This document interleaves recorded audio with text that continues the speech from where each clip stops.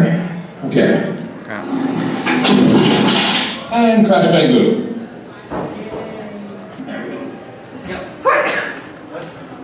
Who needed that 3-hole punch? I didn't need that 3-hole punch. Alright, hang on. Yeah. Get it a little more centered. There we go. Look, it's me as King Midas. Me in Stargate. Yeah, you was. Me as Lockon Stratos. What's it? Lockon Stratos or? And I just got this DVD in the mail. It's Marvel Knights, the Inhumans. Oh, that's fantastic. And I play Karnak, this guy with the big brain, and a bunch of other people. So there you go. Well, again, my apologies for not being there, Charlotte. I wish I could be there. Yeah, I'm just going to run out and see what's going on with our announcement. It was supposed to have gone off already, but we've got a room of people who can keep you entertained here. I'm going to be right back, Alex. When you look at that. Well, I hope you don't mind. I actually I have my video camera set up. I'm recording this. That's fine. Don't worry about it. It's all good. Yeah. And you just came up with That's cool. Suicide First Nation today. I see a Furby back there or something. Hello, Furby. You were doing his son was in Twilight. A smog? Oh, okay. Mog. No, Nice. From Final Fantasy. Cool, right on. It's hard to see on this end exactly what you look like. Right, he's a... Yeah, I can imagine, like, at the little corner of the screen, though, like, I can barely see myself, and I'm standing right in front. There you go. It's all good.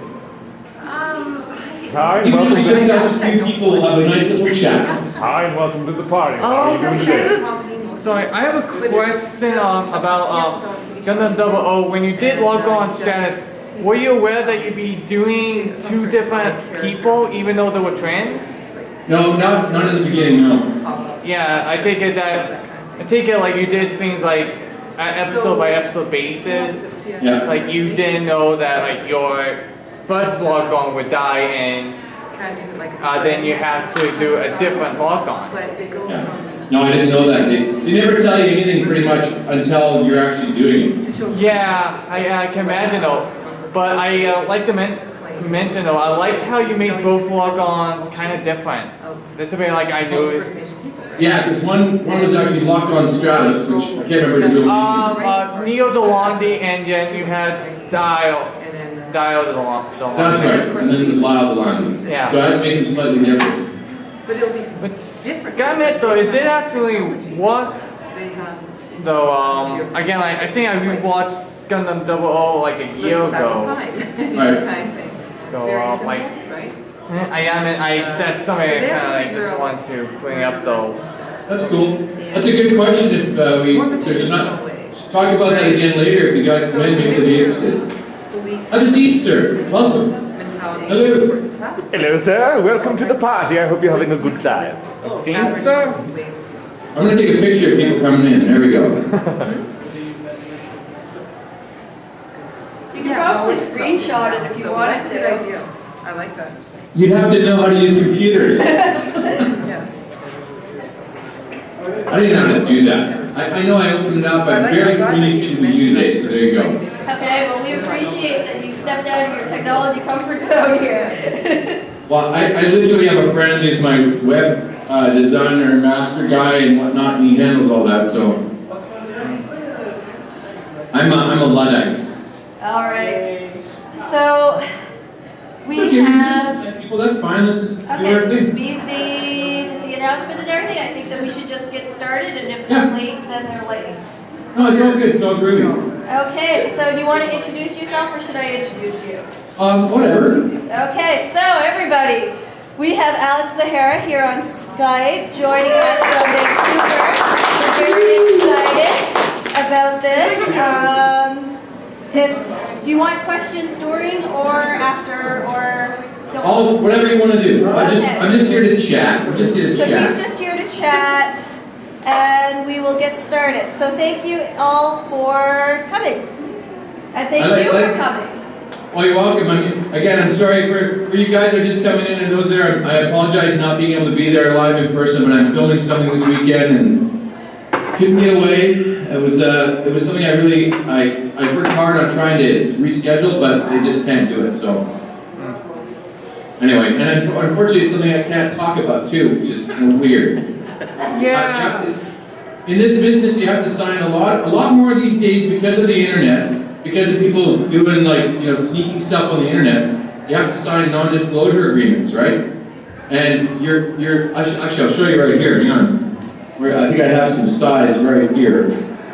Or maybe the next door. Anyway, you'll get. Oh yeah, here, perfect.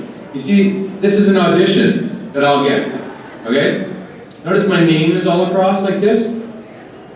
So they will send you out audition sides with your name and timestamp across there. So if those end up on the internet anywhere, they can legally sue you for everything you own. So there you go. They have to sign non-disclosure agreements that you're never going to speak about anything, blah, blah, blah. I mean, half the stuff, I'm sure you'll never even come to air. Well, that's not true. I'm sure most of it will, but it's gotten so ridiculous these days because so many people do sneak stuff in. Ladies, have a seat. Nice to see you. Welcome. Hi. Anyway, I'm just being silly. Hi. Is that a lightsaber I see? Whoa, very nice. Does it make a good sound? Not bad. Kind of quiet though. Oh, okay. Where is it? I've got that function on my phone, so I've done that a lot. Again, sorry guys. My name's Alex Zahara. My nickname is Sandy. I grew up in Grande Prairie, and I just got back from the gym, so my hair is all wet. But I grew up in Grande Prairie, and I graduated from Lockon. And my good friend Devin Whipple is the drama instructor at the Composite High School today. And every time I go back to Grande Prairie, I try to visit classes and talk and whatnot, because especially with technology today, like see that little camera that's set up there that's recording right in front of you on the tripod? Back when I went to high school, the cameras, I'm not joking, were like this big. You had to put them on your shoulder like that. And there's a cable going to the next guy who carried the tape deck that recorded it, and it was the size of a medium-sized suitcase. So I just try to tell the students that it's so much easier to make films and express yourself these days that everybody should be doing it. So anyways, I'll turn it over to you guys. Hi, people. Hello. Hi. So, real quick on my background, hopefully some of you guys know, but I've been in over 100 episodes of TV and film. And these are some of the characters I played. I don't even, can you see that? Yeah. That's King Midas from Once Upon a Time. Here, I'll get closer. Here we go. Look, it's King Midas. There we go. And then up here, we've got a cartoon character called Karnak that I do from Marvel Knights the Inhumans. And then, oh, that's me. And then over here in Stargate, I played all these little people on the exterior of the ring. Can you see that? I played most of their aliens over a 10-year period. And then this is a guy from anime I did called Lockon Stratos. And from a show called Gundam 00. But I've been in well over 100 shows, and I make my living at it full time. So there you go. I'm lucky enough to do that. But I also have a degree in theater from UBC, so that helps. Yeah. Right. Sir, your question. Go ahead. Yes, sir. From what I know, that you technically don't need a degree or a formal education to get into the film business. It helps somewhat, but what really more important is trying to get the contacts. Well, I'm gonna plug my computer back in 1 second. I just want to make sure we don't run out of power here. Oh, that's fine. Anyway, actually, forgive me. So, what was your name again? Simon. Simon, right? To answer Simon's question, I'm a firm believer in education, you guys. I think in any chance you have to educate yourself in any way, you should. I did a theater degree at UBC. Contacts. They help a bit, but the thing is, if you don't have a base of skill and talent, you're not going to get anywhere anyway. If you guys want to watch, how many of you guys are into like voiceover and anime and stuff? Yeah? Okay, cool. So there's a great show on Netflix called Whose Voice Is That, I believe? We just watched it last night, my girlfriend and I. And it's all about these guys that voice all these characters, like the guy who does Bender from Futurama, and Animaniacs, and SpongeBob SquarePants, all these actors. You should read it, you should watch it on Netflix, because they're incredibly talented. And I've worked with a couple of them, And the thing is, they've got amazing skill and talent, and they practice and rehearse and do crazy stuff all the time. I don't know how much education or background, because they never really talked about that in the film that these people have. But I look like this: any experience you have that widens your skills and knowledge is the way to go. Because I know lots of people out there that they go to these events and they go to the film functions and, you know, they know somebody who knows somebody. But if you don't have any skills or talent, I don't care who you know, I'm not going to hire you, or you're not going to get hired. So my experience has been, I worked really hard, started auditioning, and people started noticing that, hey, this guy can act. And the second TV role I ever did was a guest star on The Sentinel. And do you guys ever watch Smallville? Yeah. Okay, so James Marshall, who was the executive producer and showrunner of Smallville, it was his episode of The Sentinel that he was directing, and I just did something else for him that I can't really talk about. But I voiced a project for him, just a narration piece.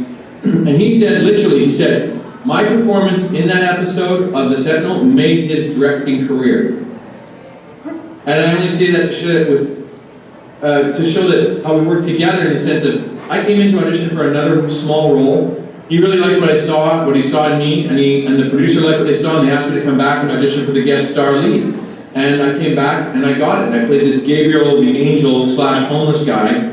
And yeah, I was doing another 2-person show at the time, and they were just blown away. And James slammed his fist at the end of my callback. He slammed his fist down on the table and said, "Wouldn't change a blanking thing."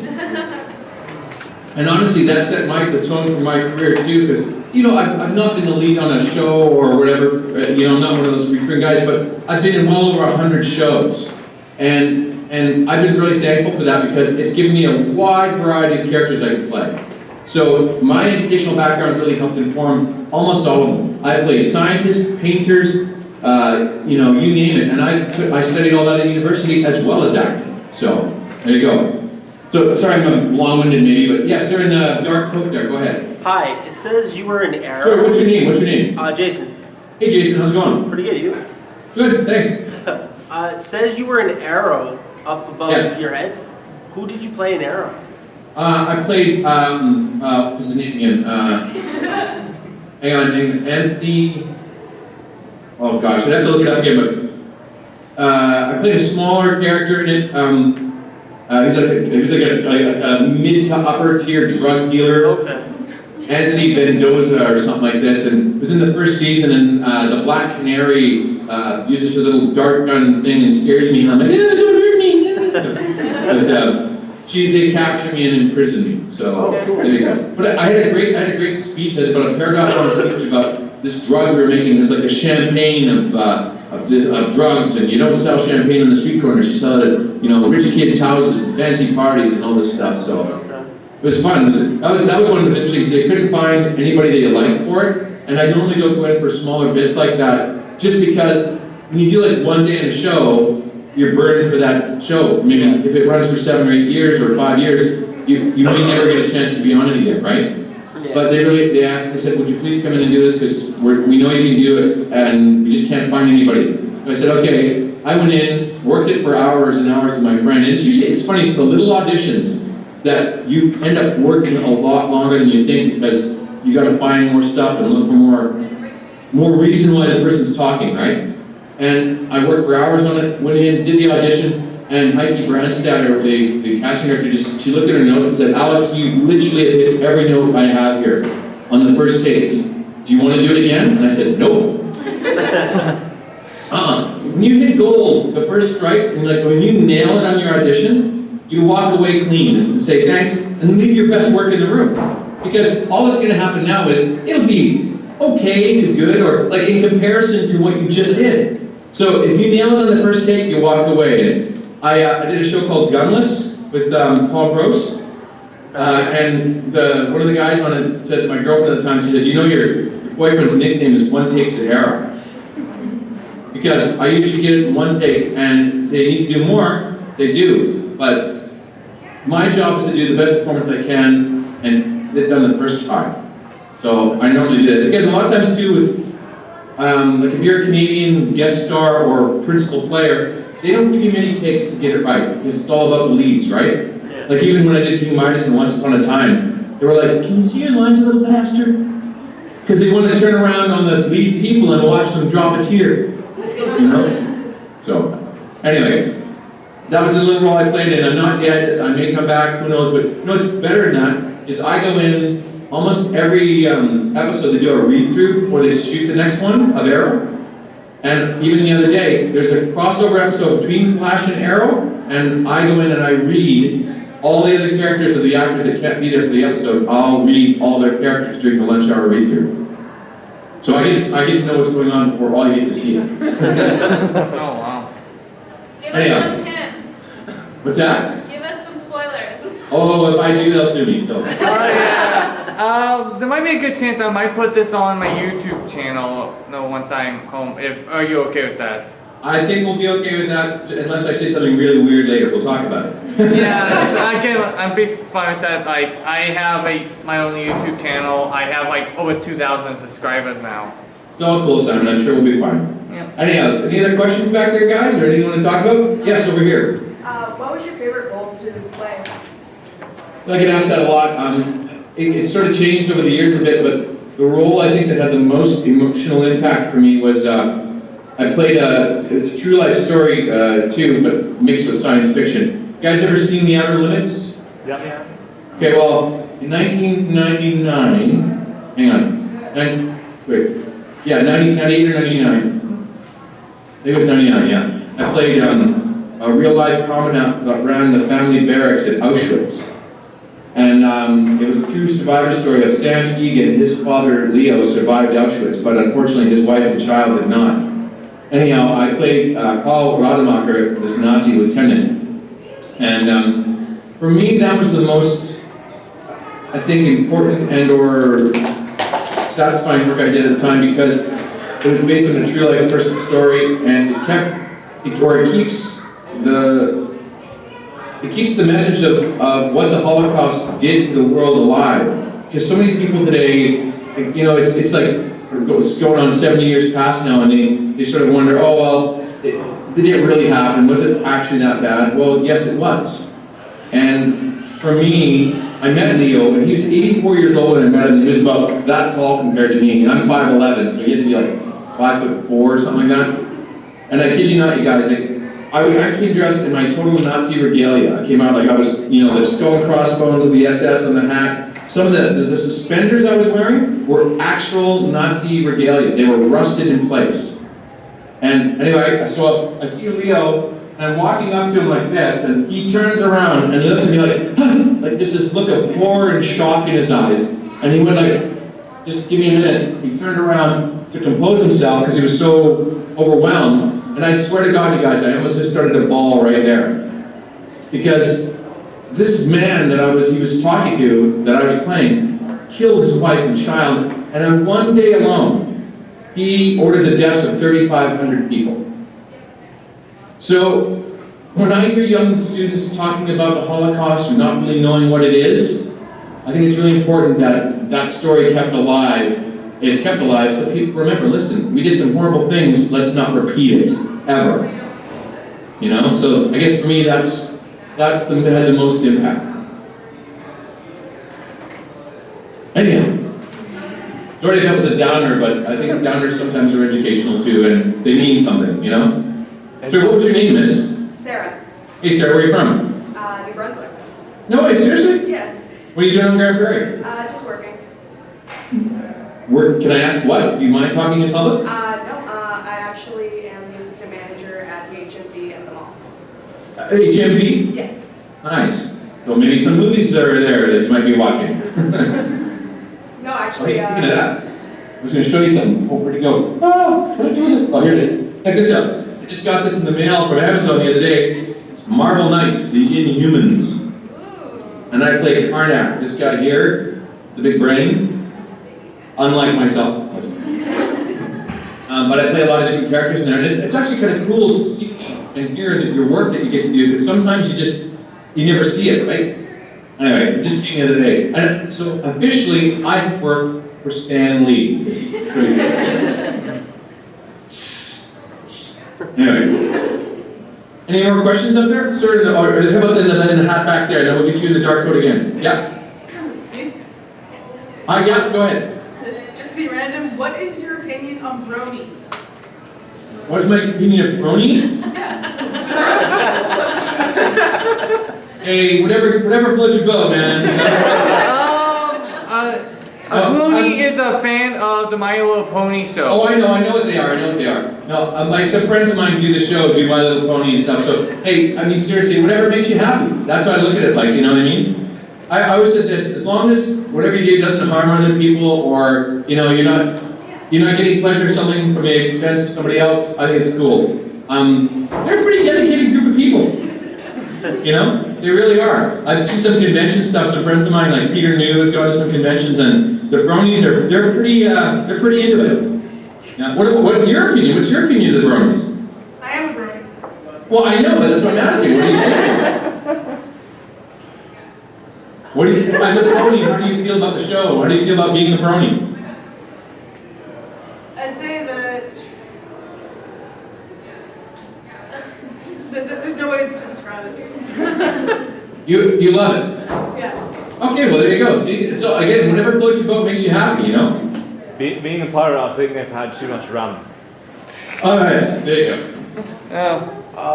That's true. Yeah. My question is, if they ever did an Inhumans movie, and I know with all the Marvel rumors that are coming out and Guardians of the Galaxy being so big, if you got the chance to step up into a bigger role and play one of those characters, would you jump at the chance? Oh, of course. Kidding? How many guys saw Guardians of the Galaxy? Yep. I did. I mean, getting a chance to be in a big movie like that, with that cool character, of course I would, yeah. I mean, I don't know, you know, like, here's not a spoiler alert, but a little history. You know, when the X-Men first came out, I actually flew and auditioned for Wolverine. Oh. Oh, wow. Mind you, the beard was a little blonder back then, not as much white, and the hair was blonde, but, you know, it was sort of funny because they hired one guy and then fired him, and then they got Hugh Jackman to come in and do it after, like, Hugh Jackman was a replacement. So I flew down to Calgary to audition originally. They flew people up to Calgary. I don't know what Calgary. I guess they thought Calgary was the middle of Canada, and they could, like, you know, get everybody coming from opposite sides, whatever. But I've auditioned for Nightcrawler as well, and Alan Cummings got that, and then other stuff too. Like a lot of times here we like I've been shortlisted for a lot of stuff, but usually they try to give it to name people or people that have a little more star power, right? So, but yeah, I would jump. You're kidding? I'd play any one of these guys, and even the girls. Anyhow, any other questions? I see someone in the back with their hand up. Yeah, go ahead. How did you get started doing like anime dubbing, like the Gundam 00? Okay, you know, you start auditioning. You go to auditions, and you just literally get sent out on auditions. And I've been sent out on, you know, I worked at Ocean Sound where they recorded a bunch of times on different projects, and they called me in for this, and I said, okay, sure. I looked at it, and right, fine. And I just saw the breakdown of who the character was, and you just literally go in and audition. Usually your agent arranges it, so it was great. I went in and did the audition, and they loved what I did off the start, and I got the job. And Simon asked me earlier, what was it like to play the two different characters, because I played my own twin brother within the show. And you never know anything pretty much with this stuff. They just throw stuff at you, like, this week we're doing this week we're doing this. They don't tell you in advance, by the way, in episode 17, you're gonna die or whatever, and your twin brother's gonna come up and take your place. They don't tell you that, so. You walk in the studio and they're like, oh, here's a script, and by the way, you die this episode, and you gotta come up with a new voice of your twin brother. Great, thanks for the notice. Yeah, it's done pretty fast sometimes too, and we were just talking in that movie last night about whose voice is that? Or, you know how you gotta match the flaps? Yeah. And it's so funny because sometimes the translation does not meet the flaps at all. So you end up like rewriting it on the go. Like mostly the director rewrites it, but you can chime in and whatnot as well. But yeah, it can be pretty interesting because like like the Japanese, they'll play their real Japanese line, they'll be like, right? And then the line is, Gay Tuesday. And I feel, sometimes you feel a little like Bill Murray in the movie Lost in Translation. Have you seen that movie, guys? Yeah. It's so funny because like he's an old film star or whatever, doing a whiskey commercial, and he gets direction from a Japanese director, and it goes on forever, like for like 5 minutes, and then the translator says, "Be more funny." Bill Murray says, "That was it, all that." Okay, and that's what it feels like sometimes for us because you don't really know what he's saying, and it can't be "See you Tuesday," you know. So, but yeah, it's funny. You just go in, audition, get the job, or you don't get the job. And if you don't get it, you just gotta walk away and relax about it because there's like 10,000 reasons why you're gonna get hired and 10,000 reasons why you won't. And you have virtually no control over like 9,992 of them. So, there you go. Was there any big name actors that you really admired when you worked with? Sorry, big name what? Actors that you worked with. Yeah, I mean, I've worked with some pretty big names, which is nice, and you know what, like, fame doesn't actually equal talent or niceness on sometimes, some experiences, but I'll tell you that I've been pretty fortunate. Most of the bigger name people that I've worked with have been very nice. So the biggest thing I can think of, I worked with Kevin Costner and Robert Duvall on Open Range, the Western we shot down in Calgary, in Canmore area, and Annette Bening, and Sir Michael Gambon, who plays Dumbledore. They were all really amazing, nice, cool people. I find that the people that are, really got some talent and chops, like those guys, like they're not egos and they're not talking all the big talk and whatever. I really found working with Costner and Duvall and those guys were just, it was an incredible experience because I actually was doing an episode of Stargate. I had promised to shave my head for an episode of Stargate, and no kidding, on a Sunday afternoon, I get a call from my agent and says, look, they want you in Calgary tomorrow to do this movie for Costner Western. And I was like, holy smokes, I can't shave my head then, I'm sure. So anyway, I ended up, I called the director, Peter DeLuise, he's a friend of mine, and Todd Masters, the makeup special effects guy, and Todd was like, oh, we'll put a ball cap on you, don't worry about it. Peter said, do the freaking movie, don't worry about it. I'm like, okay. My agent called the producers, I flew down and worked with them, and Costner was really nice. When he first met me, he shook my hand and said, Alex, we're really glad that you came to do this because I know you do a lot of bigger parts in TV, and this is a very small part in the film, but we really wanted a strong actor, and we're so happy we got you. And I was like, hey! And I actually said to him, well, I said, the secret is I'd be paying you to let me be here, but I'm glad it's you paying me. And he had a good laugh with that, and honestly, we had a great time the whole film, and one of my favorite experiences in the film was, as the bad guy, I was tied up, like we were all chained up like this, like sort of like in a hammock, like this. Like, not a real hammock, but we were chained up to the walls and looking all uncomfortable. And Robert Duvall comes by and he chloroforms us, puts it on our mouth, this chloroform to knock us out. And there was no scripted lines for me other than I get chloroform, but just being the character and whenever I just started yelling out stuff at this guy, I said, old man, I'm gonna kill you, you SOB, you're dead, you don't even know it. And he puts the thing over my mouth, he's like, shut up, shut up. And the fake mustache, normally I had facial hair, but I had to shave it off for Stargate, so they had to put a fake mustache and a little soul patch on, and I looked like, General Custer. And it came loose when he was grabbing my mouth. So the camera was sitting up over here shooting this way, and he's got his hand over my mouth, and so I had to pass out this way to hide the fact that my mustache was off. So his mustache was hanging over here when we quit. But Robert Duvall said, as soon as we cut, he slaps me on the shoulder and goes, hey, kid, good improv, you keep that shit up. And I was like, oh, Robert Duvall said good improv. But no, seriously, that was one of the experiences I had the best fun at, because I was there for about a month, and I mean, all these A-list Hollywood stars were really, really, really, really nice people. So, and Costner's just a real dude. There was big fires, there's fires in California now. Every year they have fires in California, and his neighbor's house was burning, or almost going to burn, and he ran over to turn the water sprinklers on to help save it, and a big gust of wind came by and hit this wood pile he was running past, and he said there was a tiny, skinny little tree in the yard, and he jumped behind the tree and did this, and the fire from the woodpile came by him like dragon's breath. It burned all the hair off his arms, singed the hair on his head, everything. He protected his face, and he got all like singed, but he still saved his neighbor's house. So he's a pretty cool dude in my books. Anyways, story time with Alex Zahara. Yay! Anyhow, good. Sorry, it's hard to see it in the back there. Any more questions? No, we're just gonna hang out? Okay, cool. Oh wait, we have a question for the lady over there. Yeah. What's the one thing a person you should say to a person? Sorry, can you speak up? I can't hear you. What's the one thing you would tell a person to do when they're in high school before they graduate? What do you mean, if they want to get into acting? No, just overall, just something to do before they finish high school. You know what? Okay, if you're gonna, honest to God, I would say travel. Go travel around the world if you can, you know?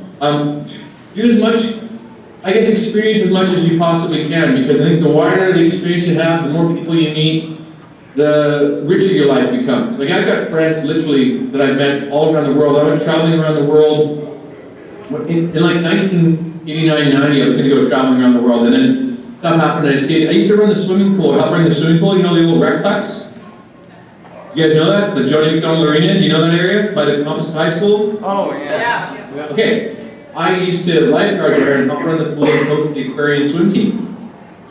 I did that for years, and I was going to go traveling then, and then I kind of did, and I worked for a while. Then I went traveling in 1990 for a bit throughout Europe. But then about 5 years ago, I didn't end up going around the world because the Persian Gulf War broke out. But then when I went traveling around the world during the Olympics in Vancouver here, because there was no filming going on, and I experienced stuff and cultures around the world that I would never have experienced otherwise, and I think it's made me a richer person. So I'd say, yeah, if you get a chance, sorry, is it Miss Bunny Ears over there? Yeah. Go travel. Even if it's locally, just go to Beaver Lodge for the afternoon. You know, you might need to meet people. You know, I'm serious. Like, hope they've done big and go to Valley View for the afternoon, whatever, you know? Get out there and go to TP Peak and go to the Stampede, whatever, you know? Seriously, you meet different people and you have, get this, I was filming in Hope about 3 months ago, and I met 80-something-year-old German guy named Hans Niels, walking around in the forest. I was riding my bike, I took my mountain bike up for a ride, and he lived through Germany during the war, and he was forced to go fight and he was 16 years old. They forced him to go fight on the front lines. And we sat there in the woods and had a talk for about 40 minutes. And if I hadn't done that and been where I was, I never would have met him. So yeah, you get some interesting people if you travel around. There you go, so get out there, travel, get a passport. But don't take it with those ears, they won't let you go. Anyway, is there any more questions or you want me just to chat? Or yes, Brony person, hello. What's your name, by the way? Leo. Sorry? Leo. Leo? Leo. Liam. Yeah. Like as in Liam Neeson? Yeah, I guess. There you go. And sorry, what was your name there, the bunny ears? Marta. Sorry? Marta. Magda, hi, how are you? Marta. Sorry, Liam, go ahead. You had a question, Liam? Yeah. How did you get into the film business? How did I get in the film business? Honestly, I started doing, my mom says I did sock puppet plays behind the couch when I was 3 years old.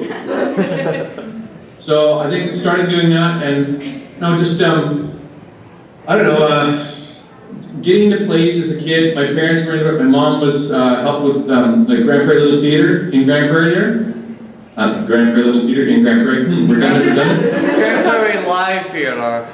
Yeah, Grande Prairie Live Theater, there we go. Now, we used to be Little Theater back in the day, now they've grown.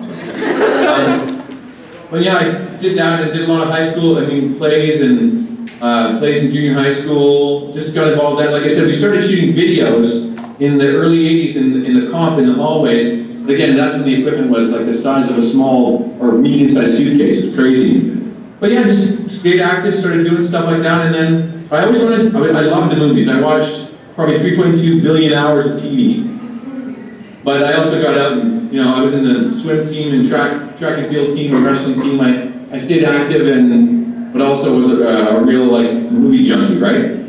I used to sneak up and watch CBC Nostalgia Theater at midnight, turn the TV on real quiet, and sit about that far from the TV, watching Humphrey Bogart and like Lauren Bacall, they just had she passed away, they had a movie, you know, thing on Turner Classic Movies about her. And one of the first movies I remember watching with her was To Have and Have Not. And it's an amazing film. If you haven't seen it, you should check it out. But yeah, I just got involved watching TV and doing movies and plays. And then I went to UBC and I auditioned for the program at UBC. I actually got into UBC originally in '89, but ran the swimming pool at Crystal Park School. I was lifeguarding up there, and then I took a year when traveling, and then I went to UBC and I did all the prerequisites to do the theater program, the film program, which I wanted to get in, and the technical theater program. And at the end of my first year, I got offered a position, just outright offered a position in the tech theater program because of the strong work I did in the course. I auditioned for the acting program, and I applied for the film program, and I actually got, long story short, I got accepted to all 3 programs. And that's never happened before, or since apparently in the history of UBC. And I had to make a choice, and I found that acting was the most personally challenging. It was the hardest for me to do because you have to really open up peel back all the layers of protection of your heart and soul, check out what's holding you back from expressing yourself as a person, and then put it all back together and be able to access that emotion whenever you needed it as an actor or your characters. So I did 3 years of the acting program, then I graduated and did a bunch of plays and student films as much as I could in like 96, 97, got a good agent. My first audition with this agent, the first one, I booked. And I did the 13th Warrior that summer in 97. Then that fall I did 3 or 4 student films and a great play called Mojo that we got nominated for 9 Jessie Awards, local theater awards. And then my first audition in January of that year, 98, I booked The Sentinel, and I got it. And it was the first audition with him, and I literally, the woman who was casting it, she said, I saw you in the play Mojo, loved it, loved you, let's go get you a job. Walked in the room and did my audition. My friend Steve from UBC days was standing there taping the auditions. I booked the role. When I went to set, the director said to me, you want to hear you got this job? And I said, sure. He said, you walked in, I wanted to book you, the best actor by far, but you had no TV experience. So I asked Trish, I said, the casting director, what do you think of the guy? And she said, he'll deliver for you, don't worry, I just saw him in this play, he's amazing. And then he turned around and said, Steve, you went to school with him, what's he like? And Steve is a buddy of mine, Steve Rooney, he goes, great guy, he'll give you the shirt off his back, great guy. And he said, that's why you're here. So, there you go, that's kind of how I got started. And then, no kidding, lots and lots of auditions. Like, what I do mostly as an actor, most actors, over 90% of the work we do is prepping auditions, rehearsing for auditions. About 10%, if you're doing well, you book 10 to 20% of your jobs.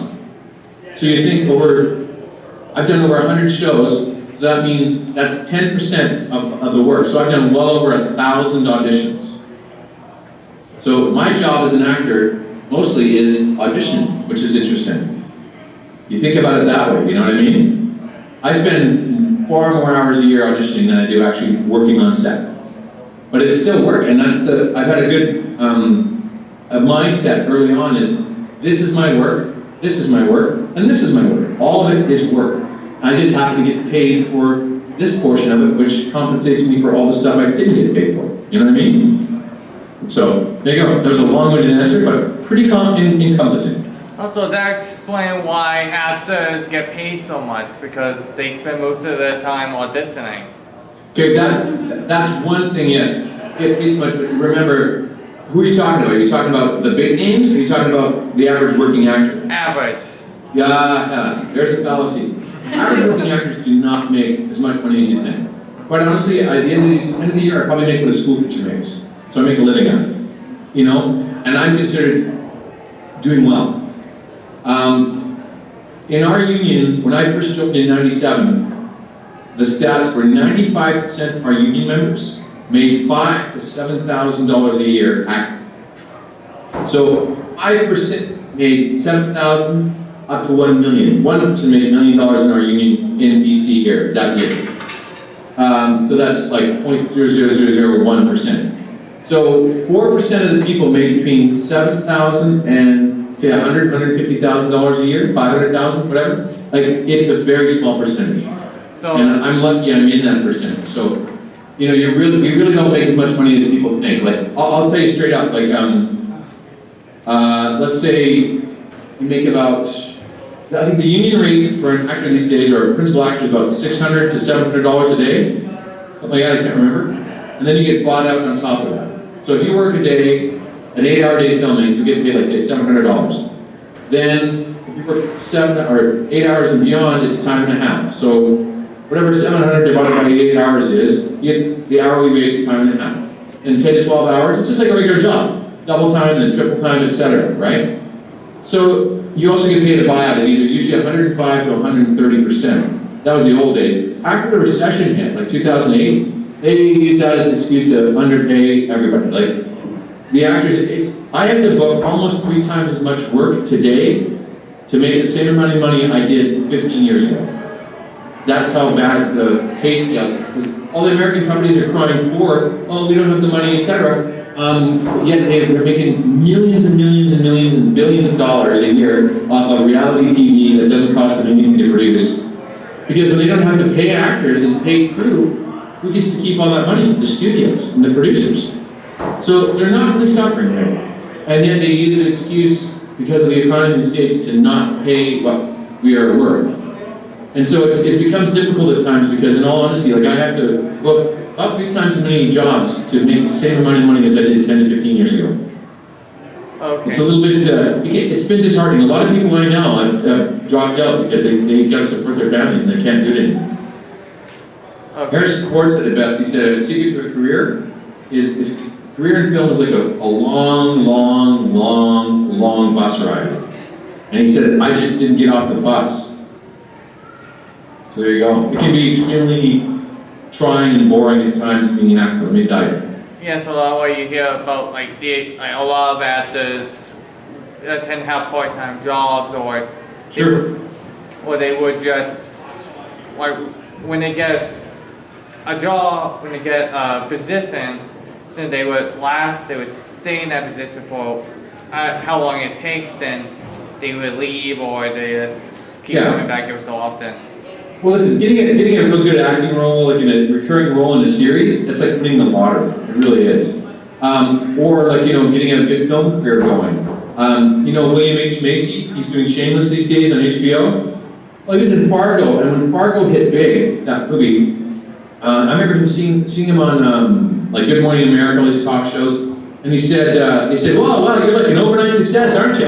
And he'd been acting professionally for well over 15 years at that point. And he said, yeah, a 15-year overnight success, you know, because nobody had seen him really until that big thing hit, right? So when you get a big show, it can maybe make a difference. And I know I'm in a movie called Horns that's going to come out on Halloween with Daniel Radcliffe. Cool. And if you get a chance, check out the trailer. The old trailer that they had out, I was in it a lot more. The new trailer, I'm not in it as much, but I'm not to say that I have a smaller role in it. Not to say it's going to make my career or nothing, but I'm going to get some notice from that, I'm sure. So I'm going to try to bank on that a little bit. And who knows? Maybe I'll get offered some stuff or asked to audition for things that I normally wouldn't. You know. So we'll see what happens. But honestly, you know, it's like winning the lottery. I get to do what I love, but there's a lot of times like you have to compensate for the downtime. And Anthony Hopkins said it best. He said, a friend of mine worked with him on a movie shot in Calgary. It was Legends of the Fall. And he said, well, yeah, you make so much money, it's crazy. He said, no, my dear boy. He said, I get paid a lot of money to be away from my family and friends for months at a time, to endure that. I do the acting for free. And that's kind of what it is, because we love to do what we love to do. And it is tough, because my girlfriend just came in, she's over that way. And if you ask her, it's tough to live with an actor because, like, I get audition sides at between 5 and 7 p.m. normally. And the next day, I have to have them all learn performance level. And I might be anywhere from 2 pages to 15 pages overnight. So any plans we have that night, they're gone. I have to stay up all night until I'm happy. Like, I will work from 6 p.m. to midnight, 2 a.m., sometimes 3 a.m. Rehearsing. Then go to sleep for a few hours and get up, go to my audition. Well, rehearse it some more, warm it up, go to my audition again, and try to get a job. That's my life, you know what I mean? And I do some teaching at a school called School Creative. And you know, I do little things. I do coaching here and there. I've done casting. You remember the Olympics and we're on in Vancouver? You guys remember? You ever see? Yeah, you remember that? But there was a commercial with a guy delivering like a screwdriver across country. You see him running, and then he gets into a bicyclist, and the bicyclist starts biking, and do a high jump, and he jumps over a fence. And then he gets to like New Brunswick, starts in Vancouver, ends in New Brunswick, and the guy's doing some little work, and he goes, "Oh, thanks. Oh, by the way, do you have a hammer?" And the guy runs back across Canada, right? I helped cast that commercial. So I do stuff like that too. So you keep your fingers in little jobs here and there and do stuff, that makes up the difference.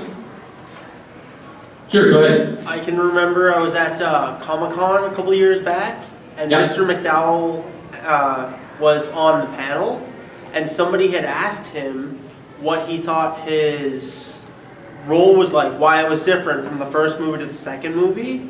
And who is this again, sorry? Mr. McDowell. Malcolm McDowell. Malcolm McDowell, yeah. Which movies, sorry? Halloween to Halloween 2. And Okay. somebody was asking him why his role was different, and he says, as an actor, I cashed the check, bye-bye. And that was so when you were bringing up the acting and booking the auditions and stuff, that's what I kind of remembered seeing that. Right. So, well, it's true, you know, you have to pay the bills. I mean, I don't do a whole lot of extra stuff, so, I mean, I've done movies like, let's face it, they do these disaster of the week movies, right? They call them MOWs, but we call them DOWs, disaster of the week. Because it's always, end of the world, oh my gosh, it's the end of the world! I've done Ice Twisters, Storm Death, or whatever, and, you know, like, thank God I wasn't in Sharknado, you know? But, I mean, I've done a lot of Impact, all these films about end of the week, end of the world, Mega Storm, you know, really awesome titles. Earth's Final Hours, but I gotta say, Earth's Final Hours is one I actually really quite liked, and as well as Ice Twisters. But the thing is, you do have to pay the bills. And people say, well, will you do any job? And I said, no, there's stuff I've passed on completely because I've either found the material offensive or just asinine stupid. You know, and like really violent video games I've been asked to audition for, and I have a problem with some of those, you know. I don't know. Some stuff I've auditioned for and got roles, and I didn't really know what it was, and then I see stuff afterwards, I go, oh, if I'd known that's where it was going to go, I probably wouldn't have auditioned for it, because I really don't believe in these, especially not to offend anybody out there, and I don't mean to, but it's my personal take. I don't believe in first-person shooter death games. I just don't like those. I look at a friend of mine worked for Entertainment Arts, and it'll probably never come up, but a lot of the people that back those games, let's just say they might be involved in the military. I don't know. So encouraging young people to go shoot other people via video games doesn't make me feel very good. You know what I mean? So, I mean, maybe I'm drawing a little bit of a line for myself, and I'll never get any auditions for that stuff anymore. Oh, darn. But yeah, I don't know.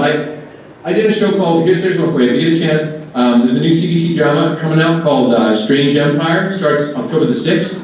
Watch that show, guys. Keep it on the air. It's sort of like Game of Thrones in a way, set in the Old West. Or at least they're doing like a 13 episode sort of thing, and trust me, you know, people die, put it that way. But it's a very well written show. And I play this character on it called Jolly Jack. I'm only for one episode, but there's an incredible wealth of Canadian talent in there that we don't get to see very often because we don't have a star system in Canada like they do in the States. We have some amazing shows that haven't lasted because not enough people watch them. Watch that show. There's another one I did called When Calls the Heart. It's an American show, but it's the lady over here, she's behind Charlotte there, over there. She asked me, oh, there you are. Hi again. Hi. What's your name again, sorry? Sarah. Sarah asked, thanks Charlotte, come on back. There you go. Sarah asked what other show I'm most proud of. That one I was most proud of recently, and because it was about a young boy who couldn't read, and back in like 1910 it was called word blindness, not dyslexia. And I'm a miner, and it's all about a mining town, and the school teacher's trying to help him learn to read, and I start going on, well, my son will go in the mines with me, it'll all be fine, don't worry.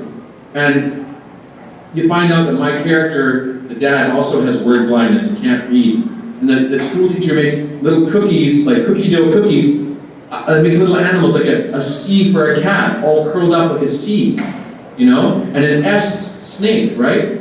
And the kid learns to read because he sees it in 3D now, and he can, the words come off the page when there's something 3D for him, right? And at the end, I pick up an S and go, what's this called? And he says, that's an S-paw. And there's the word cat spelled out. I go, what does that say? And he says, cat. And I'm getting goosebumps right now. Just remembering it. And I start to cry every time I see that show. Because to me, that was some of my best acting I've done so far to date. So, but these are smaller shows that people don't get as much audience because they don't get as much advertising dollar, right? So if you get a chance, guys, Strange Empire premieres October the 6th on CBC. Please watch it and tell your friends. Because we've got to keep good Canadian drama happening. Because it's out there. Just we've got to keep the numbers up to make it financially viable to put it on the air. Anyway, Charlotte, do we have to stop soon? Okay, yes, that's why I'm sitting here. We are on our closing remarks. So if you have anything other than your, I guess, advertising product placement, we can just finish up in the next few minutes. Well, no worries, guys. I just appreciate everybody coming out, and I know I'm not there, which is kind of too bad, but, well, it is too bad. But if I get up next time, if you guys do it next year, I'll bring some little headshots up of characters and stuff if you want, and I'll sign them for you guys and give them away to you. Just want to say thanks for coming out, and, you know, you guys here, like, I mean, some of you guys, are you still, like, Miss Bunny Eaters over there, is it Magda? Marta. Marta, sorry Marta, are you planning to try to get into acting or do something? No, just wanted to know what to do in the high school. What to do in high school? Well, sorry, say again? What to do in the high school. What to do in high school if you want to get into acting? No, just overall. Since Overall? I am in comp right now, so. Okay, well just take courses that you find interesting. Like look up Course Guide and find stuff that's, put it this way, obviously we'll wrap up real quick here, Charlotte. There's that little voice inside you when you're walking down a dark alley at night and you're like, oh geez, little danger, maybe I should turn around and go, get out of here. There's that little voice that says, when you're given an opportunity to do something, say, hey, this would be fun, you should try this. Listen to that little voice. That little voice is your guide in life forever. And we get taught what to follow the little voice. Don't be expressive. Don't tell us how you feel. Just be quiet, sit in your desk and do your homework or whatever. Not all teachers are like that, guaranteed, but in life too, society, like, we don't get allowed to, we don't get room to express ourselves, like, for Liam to be a brony yourself with your little, ears and whatever. We're not given that freedom. So, or that young man's hat there you go, Simon's hat. What I'm saying is, start listening to that little voice. That little voice is your guide, and if you listen to that, you're covered. You know what I mean? So start learning to trust that little voice inside you and let it guide you for the rest of your life. That's what I'd say. Do that in life, not just high school. So there you go. To quote Magnum P.I. Seriously, Magnum P.I., my little voice said this. It's true. And by the way, you see I'm a bit of a fanboy too. Yeah, Zinga. All right, well thanks Charlotte. All right, thank you for coming, Alex. We really appreciate that you agreed to Skype with us when our schedules didn't really mesh here. So thank you, round of applause.